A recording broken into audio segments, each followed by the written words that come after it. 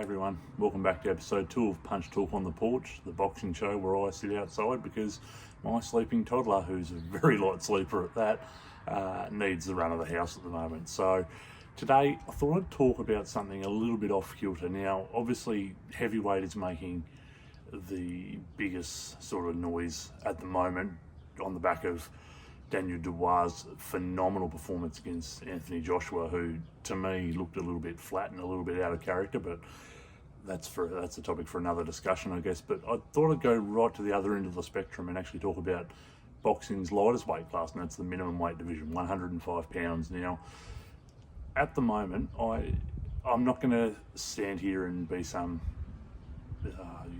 boxing hardcore internet indie fan who's here to tell you that it's the greatest division in the sport. I don't think that. I think there's divisions that are on fire at the moment that you just can't put out. I mean, if you look at 154, you look at 115, still burning bright. Obviously 122, anywhere Naoya Inoue is going to be, is going to be, fireworks. But to me, 105 is having this really strong boom period that I'm super excited about. Now, as us Australians know, we just had that cracker of a main event fight for the Premier Boxing Series with Thammanoon. I always butcher this name, but Thammanoon Niyomtrong, or Knockout CP Freshmart, fighting Alex Winwood, and obviously Winwood came up short in that fight. But I mean, to me, that fight symbolises everything that this division's about. It's two guys that have to fight all comers and have had to fight all comers in the case of Freshmart, because he's had that title for 8 years and he's fought every mandatory under the sun. He's fought at home predominantly, but I mean, he's had big fights come to him because he's had to. As for Winwood, he wanted to make a splash early and he's had to fight a litany of great names so far to get that shot at Freshmart. And if that hadn't have been the case, he was going to fight Judy Flores for an international title, I believe, on the undercard of Tyson Pedro, the UFC fighter's boxing debut, in the hope that he'd get to Luis Castillo, the southpaw from Mexico, to set himself up for a shot at the WBC title. And speaking of Castillo, he just fought a cracker against Melvin Jerusalem in the Philippines on the weekend. And on the back of that, Melvin Jerusalem had a great upset win over one of the Shigeoka brothers earlier this year in Japan. So it's a division where title changes hands pretty rapidly, as I just laid out then. Freshmart aside, given that he's had an 8-year reign with the WBA title, but it just goes to show that this division is on fire, and it's a lot of different players all having to fight each other, which is what we want as boxing fans. One of the biggest criticisms of boxing, not so much now with the involvement of Turki Al-Sheikh, has been the fact that boxing is a sport in which the 2 or 3 best often don't cross paths. How long do we have to wait for Spence and Crawford to get it on? We've been waiting for so long for Dimitri Bivol and Artur Beterbiev to fight, and hopefully, fingers crossed, bearing another disaster, that fight happens early next month on the 12th. So we've really been clamouring for that across the whole of the sport. But if you go right down to the bottom of the run at minimum weight, now often it's the case because of boxing's economy, in which there's not as much monetary and economic demand for the smaller guys. But in that division, the best have to fight the best to get the best paydays. As sort of witnessed by an upcoming fight, which I'm incredibly excited about. I think it's one of the best fights you can make in all of boxing. As the aforementioned Turki Al-Sheikh in one of the Riyadh season events, he's going to have Oscar Collazo, who's a WBO champion, fight the aforementioned Freshmart. Again, I'll keep saying his name. I'm not going to say his Thai name because I always butcher it, and I think that's disrespectful if I do. They're going to get it on in a unification over in Riyadh, and that's actually going to be a big part of Turki Al-Sheikh's November card, which is going to have another unification, the cruiserweight unification, as the main event with Willem Smith and Zerto Ramirez fighting.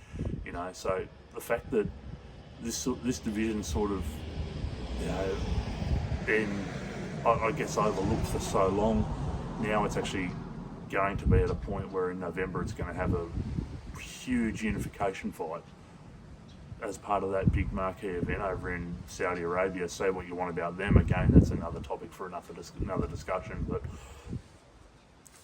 that to me is a testament to this group of 8 or 9 guys who are really turning things on and making that division a really special one. Now, another thing that's sort of come out of this boom period for that division this year has been the fact that we probably have the upset of the year, in which Pedro Taduran out of the Philippines went over and knocked out Shigeoka for the IBF title, the 9th round knockout.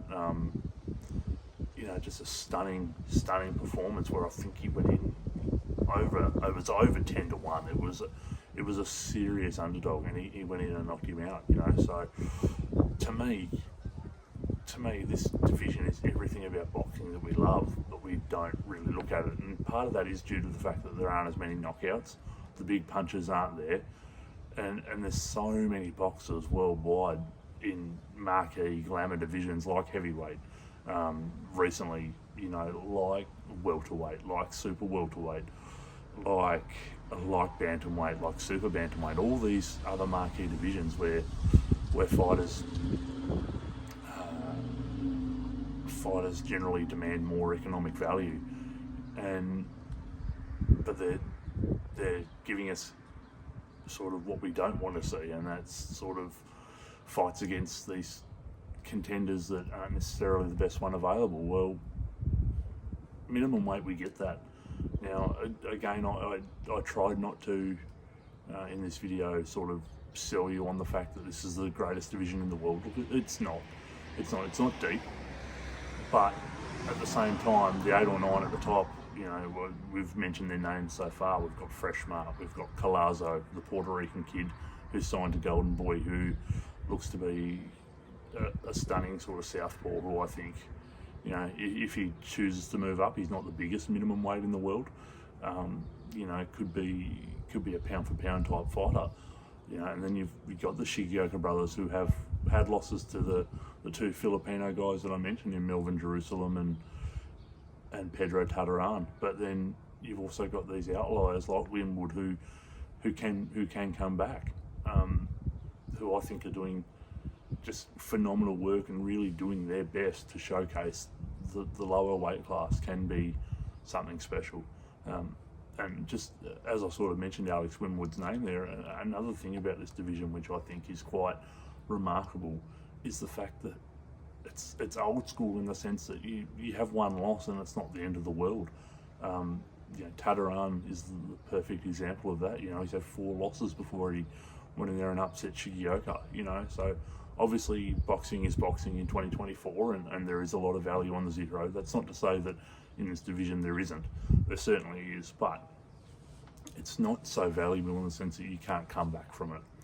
And I think that's a big takeaway for a guy like Alex, who, yeah, he has that 1 loss on his record, but make no mistake, he's not ridden off as a world title challenger or at world title level. There is a clear pathway back.